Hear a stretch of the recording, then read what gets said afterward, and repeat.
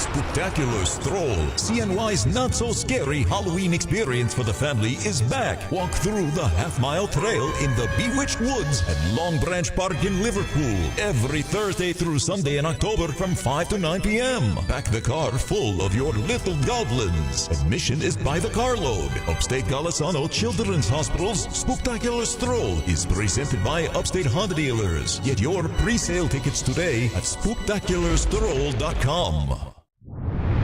ESPN Radio. Tomorrow's broadcasting stars today. Broadcasting live from the campus of Syracuse University. This is Newhouse Afternoon. And welcome into ESPN 97.7 Newhouse Afternoon. Fellas, how we doing today? Doing well. Had a great weekend. A lot of sports gone, and ready to talk some football to start off here. Hey, man, the sun is out. It's 70 degrees. Can't complain. Let's talk some sports. All right, thank you for starting your week with us. All right, so just getting right into it. Syracuse versus Pitt. This Saturday. This Saturday. The Orange had a bye week, so now they play a Thursday night game against the Pittsburgh Panthers. They're 22nd in the country right now. And Syracuse obviously still not ranked, so if they win this game, they could find themselves in the AP top 25. They were 27th in AP poll voting. UNLV receiving more votes than Syracuse. Despite us winning. Despite Syracuse beating them a couple weeks back. I know the Stanford loss was bad, but that was in September. That's the past. We're looking to the future here. But Syracuse football, they're going up against a pretty solid Pitt team. Offensively, really, really explosive. But Evan, I'll let you take it from here. This is a really interesting matchup. Hear that? All I hear is knocking. We're knocking on the door of the top 25. And I love it. I mean, when is the last time we've been ranked? I mean, a few years. 2022? Yeah. 2022, and that lasted like maybe 1-2 weeks before it all fell apart. But that will not happen, knock on wood. That will not happen this year. Going on road against Pitt. Beat them last year at Yankee Stadium. It'll be our third, as you said, third-ranked win of the year if we do it. And I mean, I'm full of excitement, vigor, and hope. I can't wait for this. Yeah, and excuse me, I meant Pitt is 19th in the nation right now. They were 22nd last week. But it's just an interesting matchup on paper. Both teams really strong offensively. For Pittsburgh, Eli Holstein, he's been absolutely sensational this year. 15 passing touchdowns, 3 on the ground, 266 yards rushing. In Pitt, they have 5 guys over 250 yards receiving. So this is going to be a huge, huge test for the Syracuse defense, which has struggled a little bit in the last couple of weeks. They just gave up over 100 yards receiving and a touchdown to Ricky White when the last time out that they played. So it'll be tough to, containing like Desmond Reed, Kenny Johnson, guys like that. Pittsburgh has a lot of explosive playmakers, so that's something that Syracuse has to watch out for. Right, and you mentioned the ability of that Pitt has to spread the ball. You mentioned there are 5 guys that have over 200 receiving yards on this team. That's something Syracuse has to look out for, their ability to use a lot of weapons, and they've as well as Gavin Bartholomew has 150 receiving yards. So they have a very good ability to spread the ball.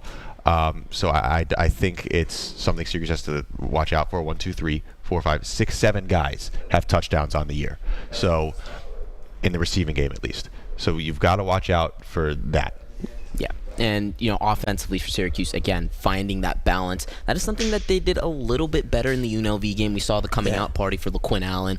And then against NC State as well, the offense was a little more balanced, although McCord is still throwing way too many times for our liking. But, you can't win them all, I guess, right? Yeah. But Syracuse, at the end of the day, if they're able to, control the pace of this game, control the clock, keep those chains moving, whether in the passing game or in the run game as well. Guys like Oronde Gadsden, Trevor Pena, Jackson Meeks, they've been one of the better receiving trios in the country this year. And I'm looking at Pitt's defense. They haven't been too bad to start the year, but I don't think they've played playmakers like Syracuse has on offense. I completely agree. I mean, like you said, Jackson Meeks has had a breakout season. That's a player Pitt's going to really need to watch out for. He's been outstanding this year. I mean, on the year, he leads Syracuse in receiving by 1 yard, 38 receptions, 459 yards, as well as 4 touchdowns. Trevor Pena, as you mentioned, also 42 receptions, 458 yards. And then Gadsden, he's also having a good season. I mean, coming back for this year. I mean, I mentioned Pitt's ability to spread the ball. Syracuse also has 5 guys with over 200 receiving yards. So it's the offense has obviously been the strong suit this year. Of course, when you get a quarterback like country this year, and they just have not been disciplined on that side. Block punts, block kicks, giving up big returns. It's just been an all-around mess on special teams, and special teams is an important aspect of football. I mean, just ask the 2010 Los Angeles Chargers. Exactly. Right? They're San Diego Chargers. Number one offense, number one defense, missed the playoffs. Exactly. And I know that's the NFL, where special teams is obviously more important to the program. But in college as well, it's still very important. In Syracuse, hopefully they use the bye week to fix that unit. That's what I was thinking. There are some crucial ACC games coming up. You have Pitt, you have Miami to end the season. You have big games coming up, and it could be the difference from finishing near the top of the ACC and maybe even potentially getting to the ACC championship game with how wide open the ACC is, and faltering and not finish the season as strong. So hopefully special teams is something that they worked on during the bye week. I think it definitely is. I mean, special teams, part of the Trinity. Fran Brown, it's something that he's heavily emphasized. You know, he's acknowledged that he's been rated towards the bottom of the league in special teams. And I mean, special teams, you know, as a high school football player, that's where I made my living. So there's a special place in my heart for that. And I will be banking on the fact of our special teams improving mightily this week. Yeah, and then, you know, just to ask you guys a couple questions here, but what are you looking for from Syracuse in this game to, you know, give you confidence as they head into the home stretch of the year? Evan, where are games won? In the trenches, in baby. The trenches. You need, look, that defensive line, look.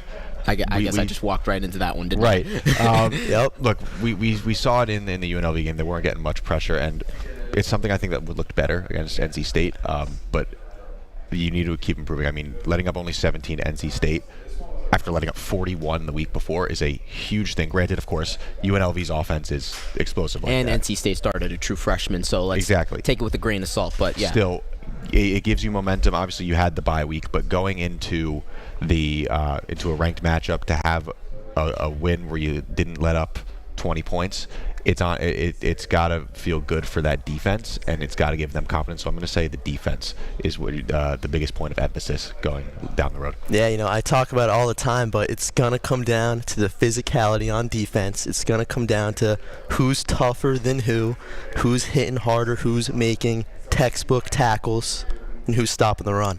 Yeah, spoken like a true Patriots fan, Mr. Bill Belichick over here. Oh, man. Exactly. All right, well, we're going to take a quick break, but coming back, we're going to talk about the upcoming World Series as well as the NBA season starting to open. So stick with us on ESPN 97.7, Newhouse Afternoon.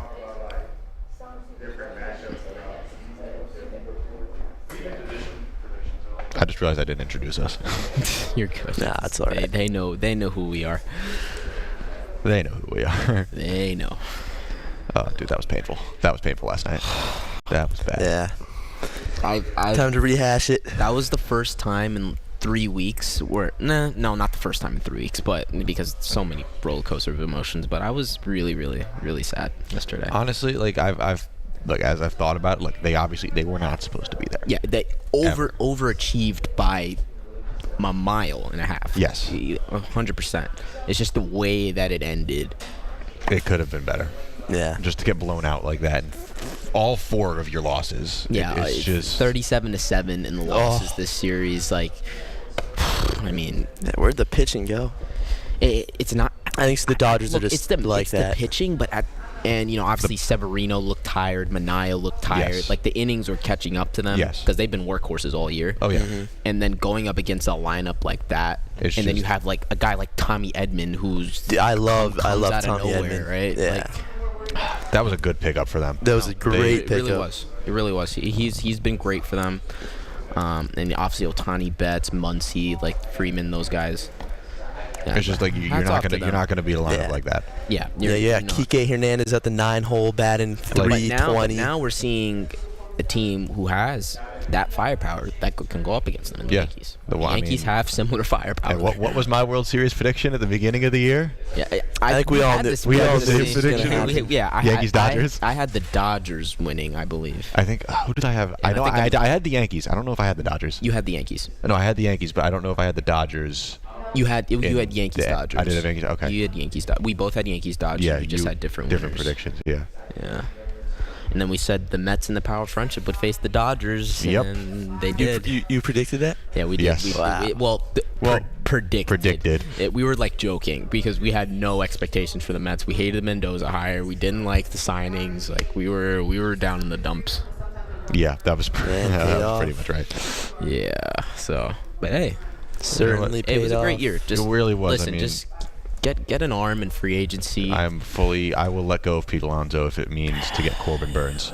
Honestly, I would. You're cooking with that one. Put Vientos at first base. Hopefully Beatty learns how to hit baseball. Well, you're gonna have Mauricio back next year. Oh yeah, Mauricio. You can try and get Acuna third base reps. You could. There's a lot of young talent. A lot of them.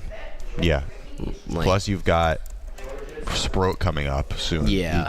That's going to be your ace. Yeah. So there's a. I think he'll be ready next year though. Probably towards the end of next year. Middle of the year, I'll say. Because he's got an ETA, I think, of 2025. So okay. Yeah. Let me see.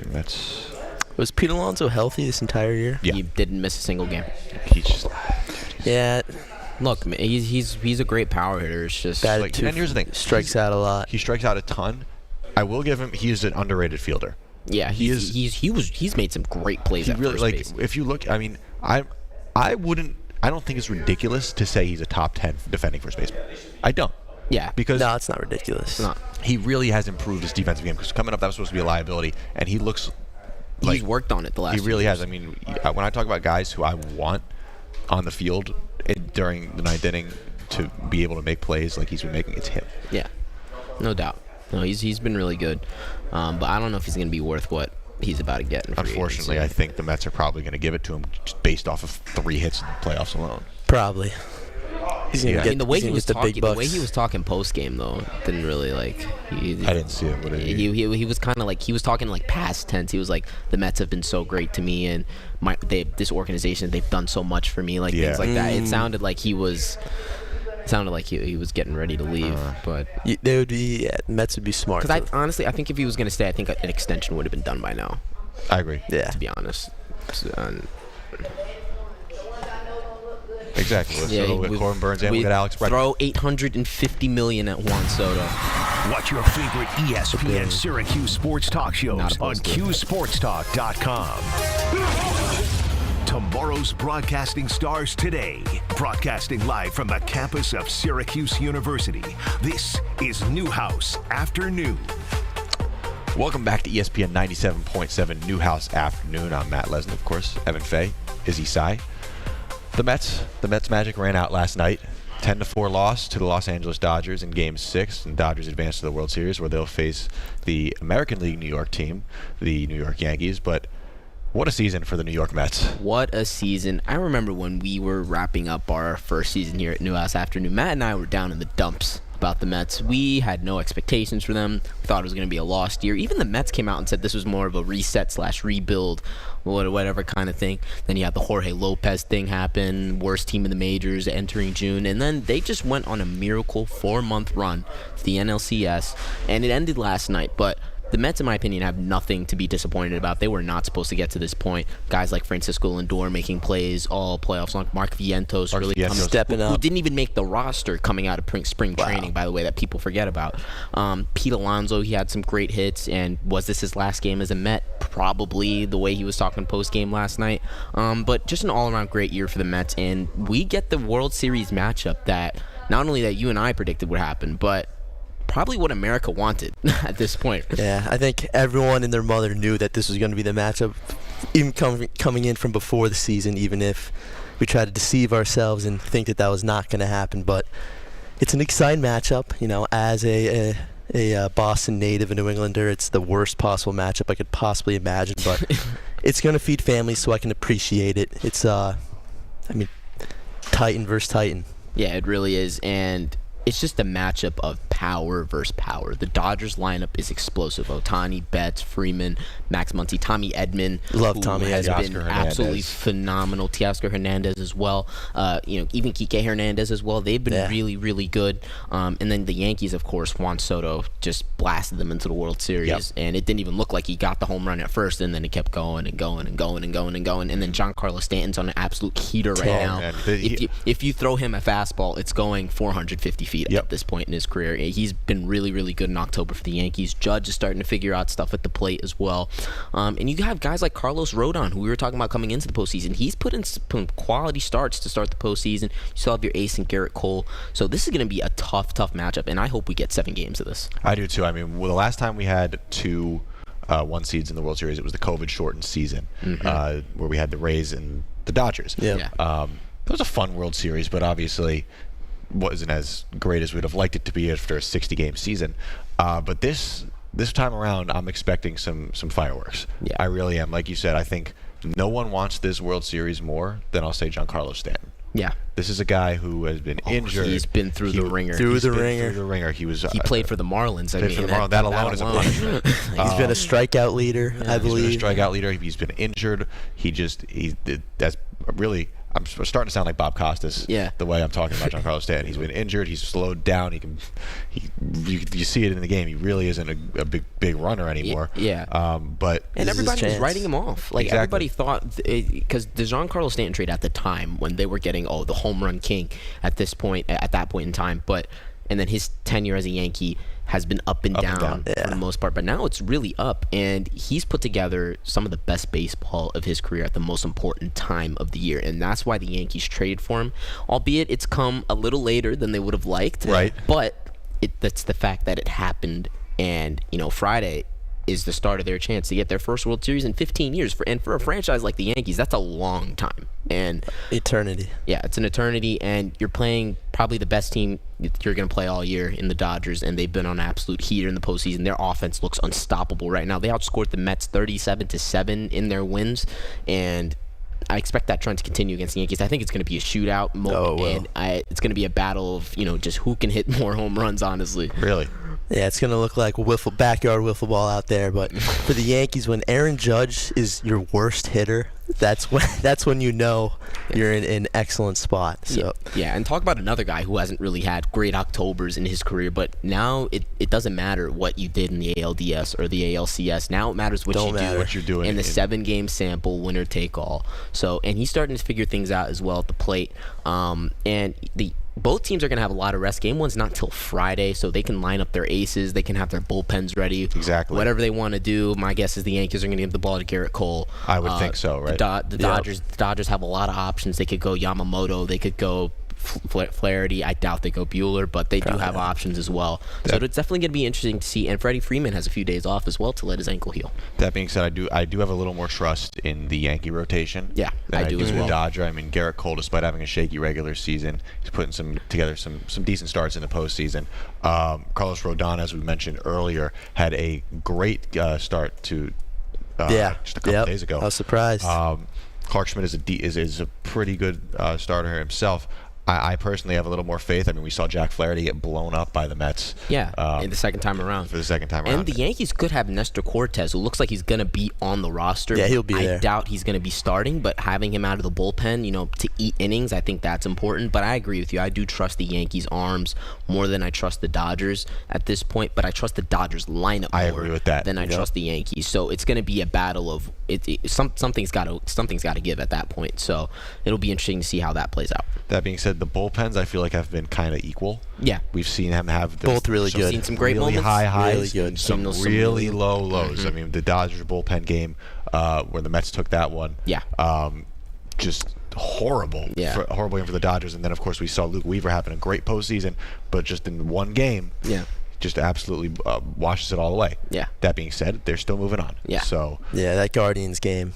I mean, exactly. It was a great series for the Yankees, but you saw some moments of weakness. That one gut punch. Yeah. Now shifting gears to basketball. The New York Knicks open their season tomorrow against the Boston Celtics. It's the Celtics ring night. The NBA season's finally here, fellas. After 4 months of no basketball, well, we had the Olympics, just to keep us a little entertained. WNBA season just ended last night. Shout out New York Liberty for winning their first WNBA championship. And now we get the NBA back, and obviously the Knicks. It's a new look team. They just got Karl Anthony Towns. They got Mikal Bridges, along with Jalen Brunson, Josh Hart, OG Anunoby. They still have their core together, but they gave up a lot to assemble this roster. It's an expensive team. It's an injury-prone team. What are your expectations for the Knicks this year? I mean, for me, this Knicks team is built to beat the Celtics. It is. There is You can't look. Mikal Bridges and OG Anunoby are fully on this team to guard Jaylen Brown and Jalen Brunson. Yeah, and you have Josh Hart as well. Tatum, you have Josh Hart. Josh Hart's in balling. Exactly. Yeah. So if you can, that's the matchup. That's the key matchup. Obviously, Karl Anthony Towns, the big new addition, at kind of the last moment. Mm-hmm. Going up against Kristaps Porzingis, that's kind of a matchup that. Yeah, I'm not going to say the Knicks lose it offensive at the side of the ball. Porzingis is good defending, big. Yeah. However, Towns is not. So yeah. That the Celtics are going to have to beat the Knicks inside. Yeah, and just it's a matter of if we see this matchup in May. I think we will. Is Towns or Porzingis going to be on the court? That as well. Towns is dealt with. It's a coin flip. It really is a coin flip. Porzingis is probably not going to come back till January, February, and why should he? The Celtics have so much depth; they'll be fine. Yeah. They have so many wing guys. Al Horford seems to be drinking from the fountain of youth every single year.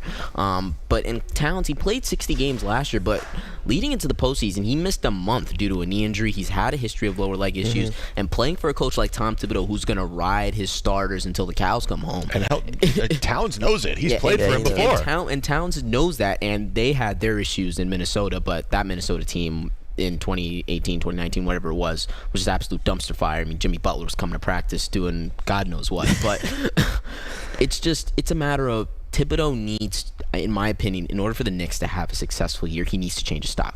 Because you have 3 injury-prone players in your top 8. OG Anunoby, who hasn't played 60 games in forever. Karl Anthony Towns, who's only played 60 games twice in the last 5 years. And you have Mitchell Robinson, who is already hurt. He's not going to be back and probably not going to come back. He'll play about 5 January, games February. all season. Exactly. So even Jalen Brunson was dealing with injuries at the end of last season. Jalen Brunson, like he broke his hand. You know, Josh Hart had like some abdominal issue. Like there was a lot of injuries that the Knicks dealt with at the end of last year, and that's why they didn't go to the Eastern Conference Finals. And the issue we're seeing now, also we're seeing more death breakdown. I think I saw Precious Achiuwa is going to be out for 2 to 4 weeks. So you need to change. Thibodeau needs to change his style, in my opinion. You need to lean on the young guys that they have. They have Deuce McBride, who I think is going to have a big year, and I think he can be in most improved player conversation, 6-man a year conversation. Absolutely. You have a guy like Tyler Kolek that you drafted. I believe he's on a 2-way contract anyway. But seeing what you have in him, maybe he could be a piece for you down the line. Precious Achiuwa, he's already hurt, but he could be a crucial piece for them, especially with Mitchell Robinson out. And who's going to fill the backup big minutes behind Towns, because Towns can't play all 48. Exactly. And the Knicks, it's a lot more questions than answers at this point in time. The team on paper looks great, and like you said, they are built to beat the Celtics. But what version of the team is going to get there? Is it going to be the on paper healthy version, or is it going to be a collection of G League and 2-way guys? Exactly, and that was kind of what we were seeing at the end of this year. I mean, some of the guys that were getting minutes in the playoffs. Yeah, OG Anunoby was limping up and down the court exactly. in Game 7. It was tough to watch. Exactly, and it's just, I don't know. I agree. Tibbs needs to change his style if this team wants to be successful. He can't just run his guys out the floor. I can tell you, he's gonna make an example out of Mikal Bridges. Yeah. Because Mikal Bridges has never missed a game in his career, and he's gonna say, "Oh well, all my guys can do that," and they can't.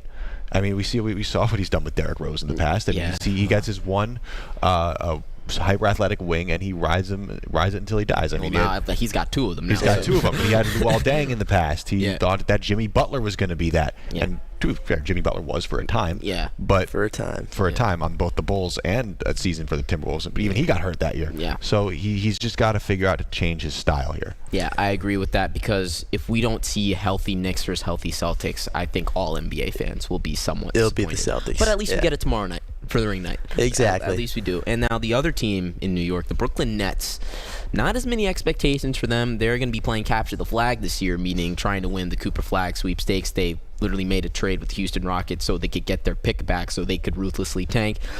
You have Cam Thomas in the fold. You have Dorian Finney-Smith, Cam Johnson, guys who I don't think are going to be on the team by the end of the season. We have the Ben Simmons comeback trail for the 5th time. Like, maybe he'll come back and be something. I doubt it, but not a lot of expectations for the Nets this year. Yeah, I mean, they signed Nick Claxton to a $1 billion contract. That was, I mean, I like it. He's a great player. He's a good player. $100 million for Nick Claxton. Felt like a lot. We're seeing with the new TV deal and the salary cap now, we're going to be seeing a lot more deals like that. I mean, the Pelicans just paid Trey Murphy today 4 years, $112 million. So we're going to be seeing a lot of solid guys get $100 million contracts. I will say with the Nets, I'm glad they're finally rebuilding the right way. We've been calling for that for a year. We've seen the clip where he's saying Sean Marks every time he sees some shiny new toy, and he's like, "Oh, I need a new plan." And here's the thing: he started out the Nets rebuild fine. He's trading for assets that aren't going to cost him anything. We saw that with D'Angelo Russell. You saw it with the pick that became Karis LeVert.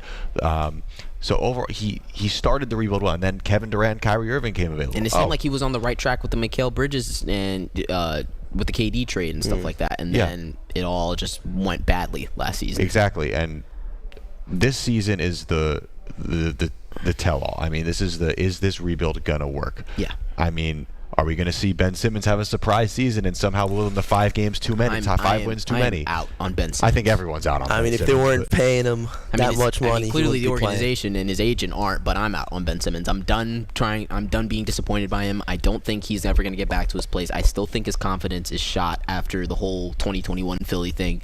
I don't expect much from him this year. But the Nets, they could get even more assets as well. Guys that I mentioned, Finney Smith and Cam Johnson, you could fetch a lot for them through the trade deadline, because wing players are really hard to find in the NBA, and those guys are 2 quality wings to have on playoff contending or championship contending teams, and they could get a lot of assets for them. And they can't wait too long to trade them because their value is only going to go down with the Brooklyn Nets, but hopefully they trade them at the right time and get more picks out of them. All right, now just to finish off this segment here, who are you guys expecting to win this season's NBA Finals? Boston Celtics, and I mean, there's zero reason why to not choose the Celtics from a logical and rational standpoint. They've only gotten better from last year. Jason Tatum, fuel to the fire with the Olympic stunt, not getting the minutes. I mean, stars are aligning yet again. It's going to take a lot for a team like the Knicks to bring them down. They're going to have to stay healthy, like you said. They're going to have to be gritty. They're going to have to play defense, but I can't see it happening. I think Boston's going to go back-to-back. I think they're going to play the Thunder in the finals. I think the Celtics are going to win. The East is a lot tougher than it was last year for the Celtics, but you bring the nucleus of your team back. Everybody is literally back. Like, they didn't lose anything. Nobody. And we haven't seen that from a championship team in a few years, honestly, bringing every core piece back. Every piece. And Lonnie Walker, too. Yeah. And Jason Tatum, after the whole Olympics thing and getting benched for 2 games. He's hungry. I think he's going to blow up this year in a bigger way. I think he's going to be an MVP candidate. I'm really high on the Celtics this year, and I'm high on the Thunder too. I know they're not a local team, but I really am high on them as well. Give me the Thunder to win the NBA championship. I know Hartenstein's hurt now, but I think that addition really solidifies the big position, and I think him and Holmgren down low, I think that's going to be it'll be scary. Amazing to watch. Plus, you have Shea, Jalen Williams. I can go on Alex Caruso. That was a huge move for them. That solidified the starting lineup, and I really do think once Hartenstein gets healthy, which was a huge loss for the Knicks, but we can go into that later. That I think this Thunder team has solidified themselves as the team's going to come out of the West, and I think it's going to come out on top. Thunder Celtics. I like Thunder Celtics. I do too. That'd be fantastic. Thunder match up really well with Boston too, so that would be an interesting series. But I think Boston comes out on top. All right, that's fair enough. All right, before we go to break, this hour of Newhouse Afternoon is powered by Drivers Village Cicero. Go to dvoffers.com for more info. But coming back, we're going to be talking some professional football. Excuse me. So don't go away. This is Orange. Thank you. Good stuff. It was a good segment, guys. Yeah, that was really good. All right, so you guys saw the topics here. Yeah, we did see the topics. Some good New York football, some bad New York football. Yeah. It's just the way it goes. Mostly bad. Yeah. How'd you feel about Saquon yesterday? Dude, that was personal. That was so personal. I knew it was going to happen. That. It was all from the beginning. I have him on my fantasy team, so I'm not complaining. Same. Yeah, my fantasy teams are very happy. My other running back is Jahmyr Gibbs, so I really had a good day yesterday. Okay. But that was personal. 1180 rushing yards. I mean, just every run was angry. He deserved it. Even like he deserved even like the 7-yard, the 7-yard runs to the right side. Just it seemed personal. Like yes. he had a vendetta, and I don't blame him. I really don't. Like the whole Hard Knocks thing, and they weren't even gonna give him a contract offer. Like I'll feel some type of way about that. I really would. Yeah. He was running angry. He looked like a prime Adrian Peterson, just full. Yeah, it was. He looked like beautiful. 2019 Saquon Barkley. That's what it looked like. And but yeah, no, we saw Drew Lock come into the game yesterday. But I don't think it's over for Daniel Jones this season. It's close. It's bad. It's getting. I would almost call it over. I will say this. I would rather have one more season of Daniel Jones if it means a shot at Arch Manning. Yeah, I know, but that's not something to rely on. It's not at all, and I'm okay if we go like a bridge quarterback. But my God, I can't watch him anymore. Yeah, it's bad. Yeah, and it's painful. I mean, honestly, if you could get somebody like Milroe and just get a bridge guy and develop him, that's not a bad idea. Not a bad idea either. I don't want Carson Beck. No, my God, stay away from Carson Beck. Stay away from Quinn Ewers. Just stay away from Shedeur Sanders. No, not Shedeur. I think Shedeur will be good. Shedeur can be. I think he'll be a decent quarterback. I think he's explosive. I think Shedeur will be good. Yeah, he's really. He's flashy. He's a great passer. He's middle of the field's really good. Can extend plays. Like he's been really good. For Colorado's been pretty pocket presence. But yeah, that wouldn't be a bad idea for the Giants. Can't wait to hear perfect timing after every touchdown. They told me most of my AP perfect timing. Unbelievable. Nah. And then the other team in East Rutherford, the Jets, are just that's a dumpster fire. Okay, honestly, like started off a great game. I'm not gonna lie. Like, what's a worse situation? I will say the Jets because the Jets are in it for this season. Like the Giants. The hype was there. While the Giants are wasting a very good defensive season by a top 3 defensive player in the league. Yeah.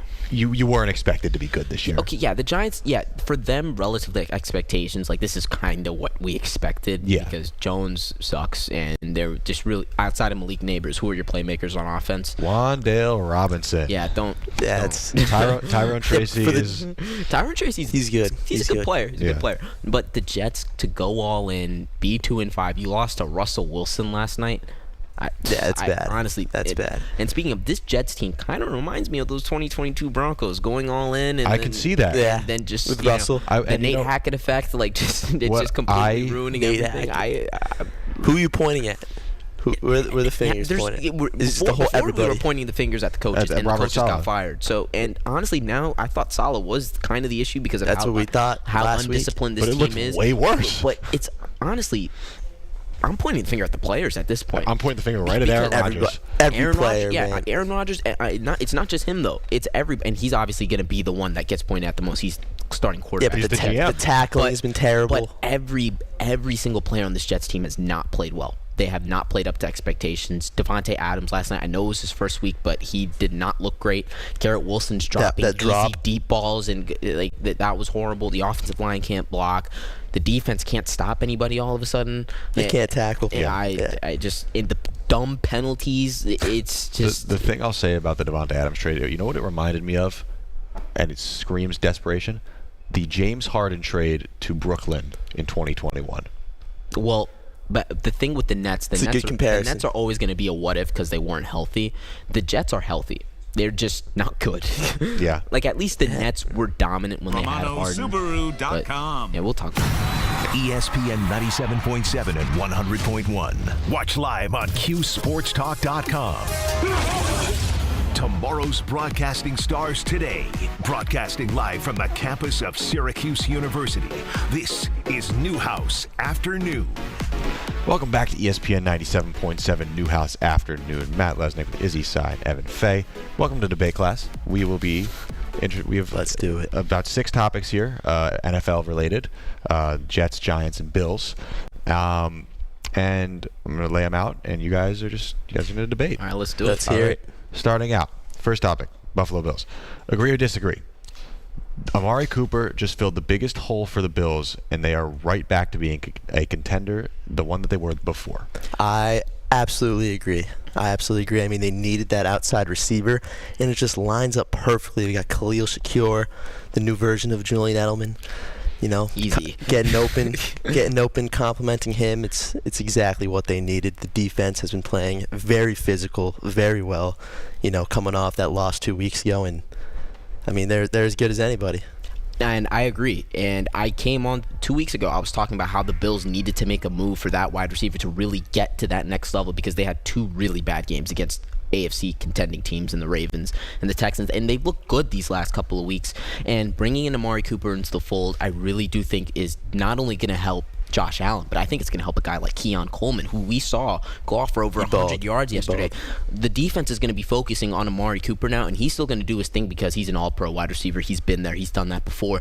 But Keon Coleman now, he gets to play these number 2 corners. Maybe you can even move him to the slot and get some mismatches as well. So I think it's really going to help him, and I think him and Cooper could be a dynamic duo. And I think the Bills are really, really dangerous in the AFC right now, and I think it's going to be them. I think it's going to be Baltimore. I think it's going to be Kansas City. I think those are going to be the main 3, and the Houston Texans. I think it is going to be those 4 teams in January that we're going to be looking at. Now, of course, beginning of the season, we had said the Bills had a lot of holes. We thought. Do we still feel that they still need to fill those other big ones?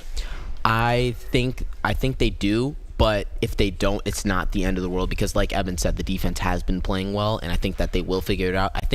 I don't know if Milano is out for the year. I believe he is. He is out for the year. Okay, but they did get Terrell Bernard back. They did get him, so having him in the middle of that defense is important. But I think they'll be fine. I think the holes that they have can be masked, and the wide receiver to me was the biggest one. So they filled out with Amari Cooper. Yeah, and they're playing to an optimal level with what they have, and that's better than most teams can say. I mean, lost all of their defensive, firepower from last year, and they're playing as good as they possibly can. As much as you can ask. If I'm a Bills fan, I'm very happy. And we thought the secondary was going to be a question mark, but the secondary's been really, really good. It's been their best part of their defense. Yeah, Christian Benford has been really good in coverage this year, and we thought, and the safety play of Damar Hamlin is actually very well, who's been very, very good for them. And then when they got rid of Micah Hyde, Jordan Poyer, we thought, what is this team doing? They were 2 of the best safeties that they had, and they got younger in the secondary, but they've been playing really, really well. And I've been really impressed with them. Yeah, I was hating on Damar Hamlin a little bit last year just because of the underperformance and everything, but you see him this year, he's flying around the field. He's as physical as anybody. So. Yeah. Give it to him. I'll lead that into the Bills into the next topic. Is Josh Allen the best QB in the league? No. Right now, I don't think he's the best yes. I don't think he's the best quarterback in the league. Who is it? I think Lamar Jackson's the best quarterback in the league right now. I think he's playing the best football of his I wouldn't even say the best football of his career. He's playing efficient football. He's passing the ball a lot better. He had a 300-yard passing game last time out against the Commanders. He plays Tampa Bay tonight. He's playing at an MVP level once again. Him and Derrick Henry are the best rushing duo in the league, and they might even be in all-time conversations if they keep putting up these numbers. But I think Lamar Jackson's is the best quarterback. Is the best quarterback in the league right now. That's a good take, but I would say no just because, the deep ball continues to be a problem, and it was a huge problem last year, and that's a big part of quarterback play. Josh Allen, he hits those. Yeah, again, though, we did see the Lamar Allen matchup just a couple of weeks ago, and Lamar kind of outplayed him, so I'm going to put Lamar at QB1 right now. Point taken. But all right. Well, we're going to go stay in the AFC East, going down to East Rutherford. The Jets, bad loss last night to the Pittsburgh Steelers. Now, they fired Robert Saleh just a few weeks ago, and we thought that might have been the issue, but is the biggest problem with this team right now Aaron Rodgers? No. He's not the biggest problem. I'd say the biggest problem is every single player on the roster. You look at the special teams, horrible. Defense, way below expectations, horrible. Offense, again, way below expectations. Everybody, the defense, they're missing tackles left and right. Rodgers is missing a few throws, but it's not all on him. Offensive line, not where you want it to be, obviously.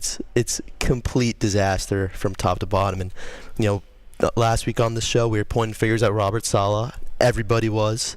But now there's no fingers left to point at.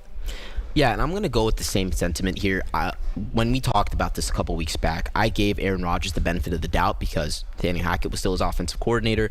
Saleh hadn't really been doing that good of a job. And both of them are not major parts of the Jets anymore. Obviously, Saleh was let go. Hackett's still on the staff, but he's not calling the plays.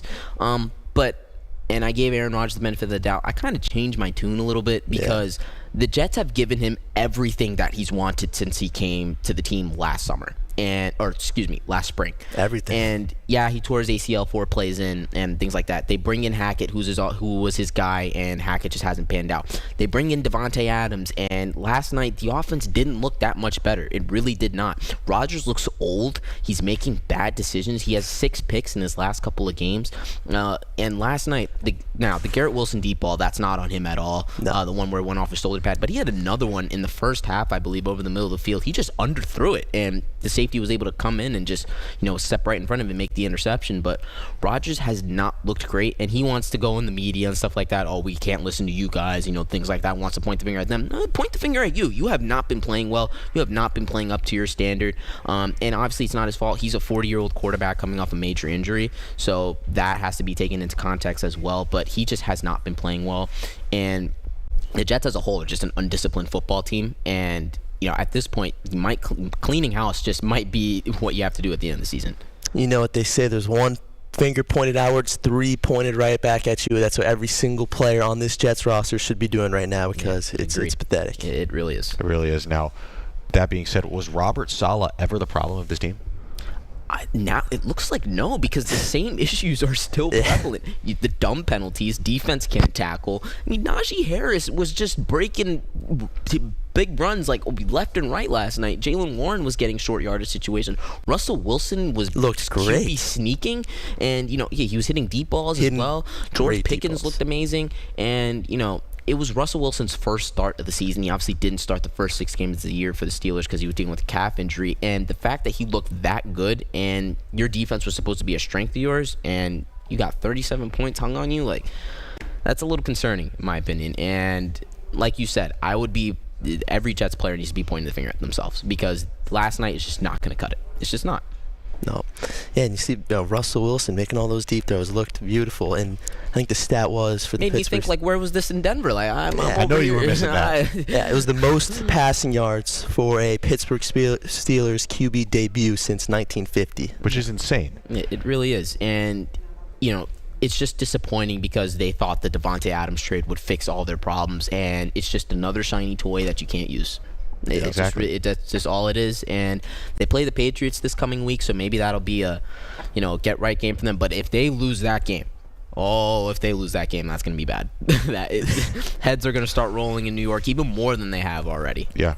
All right, now going on to our last one, sticking in East Rutherford, going to the NFC team. Saquon Barkley hung 180 rushing yards on the New York Giants last night. Glorious. Did they still make the right decision to not pay him?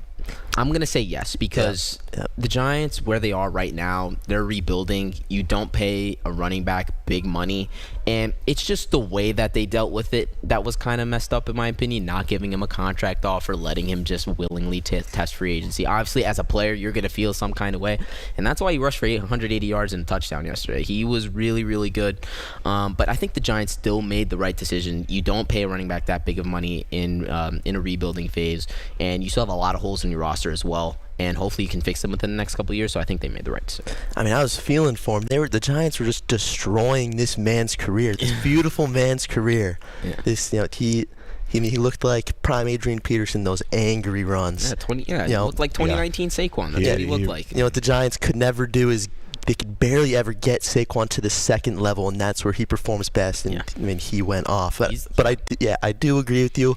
They made the right decision by not paying him, just because the Giants, the offensive line is which all of a sudden, aside from yesterday, now of course no Andrew Thomas, the offensive line had actually looked pretty decent, but now with no Andrew Thomas, that doesn't matter. Exactly.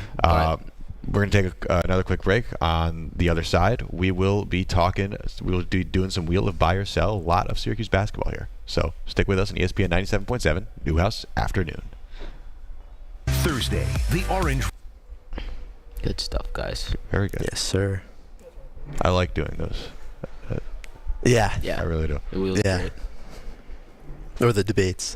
Yeah, debates. Debates are my favorite. Yeah, debates are great. I agree. Even though we agreed on everyone, except not the first one. Not the first. Right. And the Rodgers thing, kind of, there was a discourse.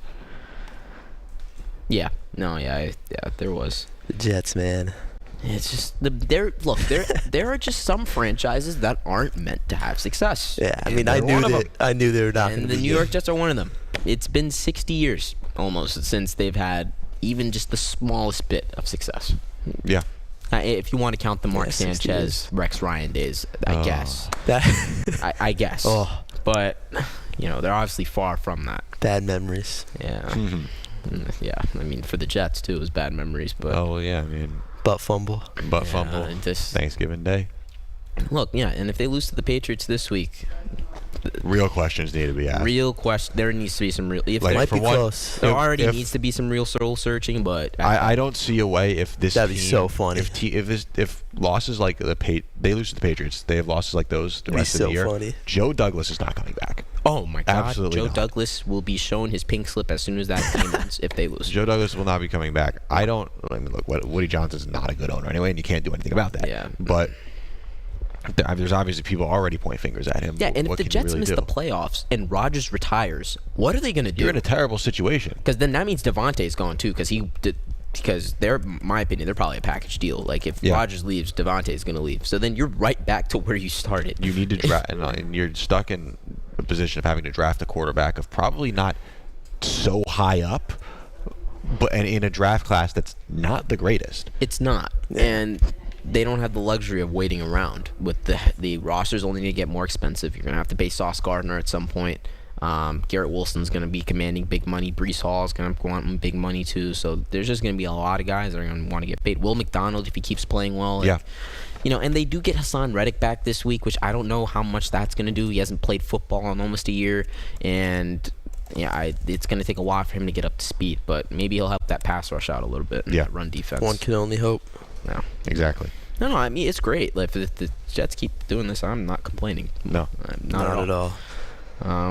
I sure hope the Pats win next week. Yep. Bo Nix started this downfall. Let's just throw it out there. Yeah. But man, the Broncos though, they're not bad. Not bad. They are not bad at all. I'm so shocked. Not bad at all. Shocked. The defense has been a lot. The defense has been amazing. The defense has been great. Nix is figuring it out each and every single week. Got the Panthers on Sunday, so hopefully that's another win, 5-3. So, Sean Payton. I mean, if you were to tell me the Broncos are 4-3 and the Jets are 2-5, I mean, who would have thought? And who would have thought? The Jets lost to them too, so that's an AFC loss. So, yeah, but they have let's see the Jets' schedule coming up. What do they got?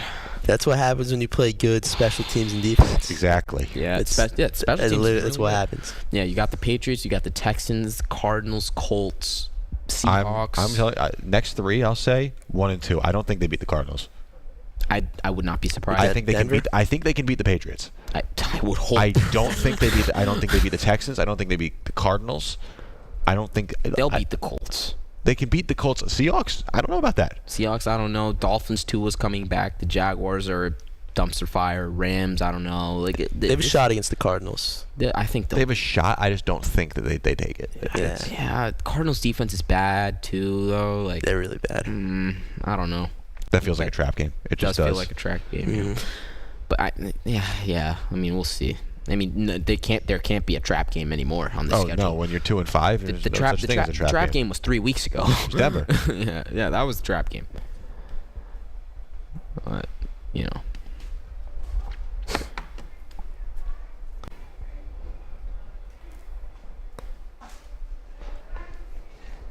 Equal housing lender. Watch your favorite ESPN Syracuse sports talk shows on QSportsTalk.com. Tomorrow's broadcasting stars today. Broadcasting live from the campus of Syracuse University. This is Newhouse Afternoon.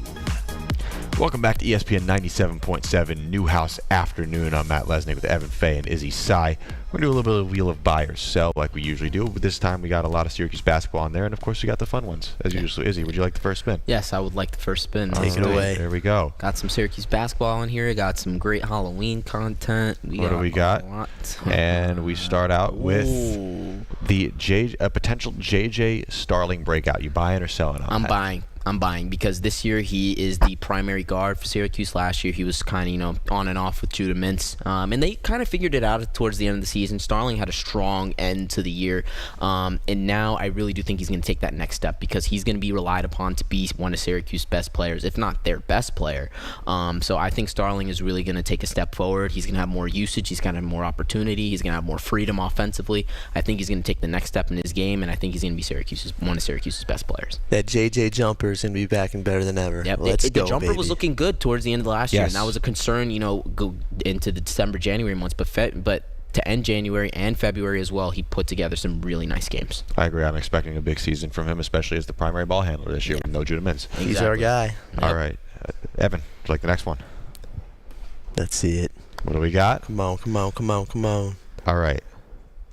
The Syracuse offense without, as we just mentioned, Judah Mintz. Offense without Judah Mintz, I'm not that worried. I mean, Judah, he was our main ball handler, he was our main scorer. But, I mean, we got that now. We got a JJ, as you just said, he's going to break out. I mean, it's bound to happen. I mean, we got, we'll talk about additions later, but, the Donnie Freeman, Jair Davis coming in, helping out with that. Guys will step up. And, I mean, Judah, he's on an NBA roster on the 10-day. He's on the Sixers, yeah. Yes. He's on the Sixers still. Mm-hmm. But he was a defensive liability a little bit for us last year. And I will say, when he was on the floor, the offense, while he was the primary scorer, it was not free flowing at all. Yeah, man. He had a lot of tunnel vision, and he a lot of times missed the open man, and it just a lot of times. And I just feel like with him not on the team, and with the addition of a lot of guys, the offense is going to look a lot better than it was last year with a second-year head coach. I'm expecting some big things. Yeah, and we're going to talk about the additions as well, but the team's going to be bigger than last year as well, so it's going to be a different play style, so we'll see what they do with that. Yep. All right. I like it. I like it as well. I got this next one. What do we got? Let's see. There are the additions, the Syracuse's new additions. Of course, Freeman, Lampkin, Moore, and Davis. I'm buying big time. For one, getting a big man like Donnie Freeman. Huge. Highest rated recruit that we've had in a long time. That is huge. It's Mello, right? Yep. 5-star recruit. You needed that. There was one thing he struggled with last year was size, and getting a man who can play down low, huge. And it's not even that. Freeman is so versatile. He can put the ball on the floor. He can drive to the basket. He can shoot the ball. Jair Davis is going to be more of the down low, punching you in the paint kind of guy. Yeah. But Freeman's going to give you a little bit of everything. And obviously Elijah Moore, chopper, elbow. But he's going to be a really big piece for them off the bench. Shooting that's best part of his game. So, and Eddie Lampkin as well. We saw what he did with Colorado last year. I loved it. And he's gonna have a chip on his shoulder. Yeah, he's gonna have a chip on his shoulder this year because there was a list that came out. I don't know the page. I'm forgetting the name, but they ranked the top 50 centers in college basketball, and Eddie Lampkin was not on that list. So, we'll see if he takes that personally this year. I'm expecting him to take it personally, but I'm buying big. So yeah. Yeah, so right, let's do it. Let's just say we're optimistic about Syracuse basketball. We sure this year. are. We sure are, baby. Yeah, I guess it's my spin now. All right, next spin. Here we go. Favorite one. Here we go. Oh my goodness. Candy corn. I don't understand why people like candy corn. I don't get it. Why is it the national candy for Halloween? I don't get it. I don't understand. There are. It's the national candy for Halloween. Not the national candy, but you know what I mean. It's the one people where think of when Halloween. you think candy corn. Candy corn. Yeah, it's like a poster. When you think of Thanksgiving, you think turkey. It's kind of like that, and that's validated. The turkey thing is validated, but not candy corn. I don't understand it. We need a new candy. I think it should be Swedish Fish or Sour Patch Kids or M&Ms or something like not candy corn. You can't take a brand and make it the national candy. I don't care. I don't care. Candy corn just gotta go. It's gotta go. I agree. Candy corn is absolutely nasty. Selling all the stock that's left on candy corn, and there shouldn't be any in the first place. I agree, but I'm not gonna take like M&M's. I'm okay with. That's the one brand I'll take. Let's do M&M's. As put in that, but perfect. Not a chance. I put Swedish Fish. Yeah, this guy doesn't like. I Swedish don't Fish. get it. What do you have against Swedish Fish? They're not as good as people say they are. They're just not. It's just okay. They're just not. And you know what? I'll have this argument later, but for now, Evan, it's your spin. Yeah. To each Give their it own. to me. Yeah, Matt and I will be discussing this later in the. Yeah, we will be discussing. All right. March Madness berth for Syracuse basketball. Well, that's tough. A lot of us were optimistic about this last year, maybe out of self-deception and delusion. But this year, how could I not buy? How could I not buy? can you give me a couple reasons as to why I should not buy? Because, I mean, I'm an optimistic guy by nature. But, I mean, these additions, Donnie Freeman, Chapa, Davis, Lampkin, Lampkin 60% field goal last year. I love it. We don't need Judah. Yeah, Syracuse, they fixed their weaknesses from last year, so the team should be better on paper. It's just going to be tough. And now the field is 68, so maybe they have a chance, to really sneak in maybe to the first 4 or something like that, or maybe, even get an 8 or 9 seed. I could see that happening. I'm gonna hold on the March Madness berth for now. I want to see how the team performs throughout the year, especially as they get into conference play, because the ACC is not going to be easy this year. It's really not. Both Carolina teams are going to be good. You have teams like Wake Forest that are still going to be in the mix. Pittsburgh, Clemson as well. SMU. There's some teams that are going to be really, really good. And it's going to be a tough conference, so I'm going to hold on March Madness. That's probably the most rational take, but I'm buying. Come on. That's what I'm here for. I'm going to buy. I'm here for the optimism. Yeah. All right, last one on our wheel is the new Tyler, the Creator album, Chromacopia. He released 2 singles already on his Instagram. I'm buying. I'm a huge Tyler fan, and I think that this looks like what it's going to be like his Yeezus. Mm-hmm. I really do think it's going to be an experimental album. I'm buying. Look, Tyler, the Creator, doesn't disappoint me often, so I'm expecting great things, so I'm buying as well. Doesn't disappoint me often. I've not listened to it yet, but yeah, it comes out this week. So all right, well, that's going to do it on this hour of Newhouse Afternoon. Stick with us next week. There will be Josh Rajanoff, Jacob K., and Dan Papillo. So thank you for listening. The Sports Show with Cody Mack.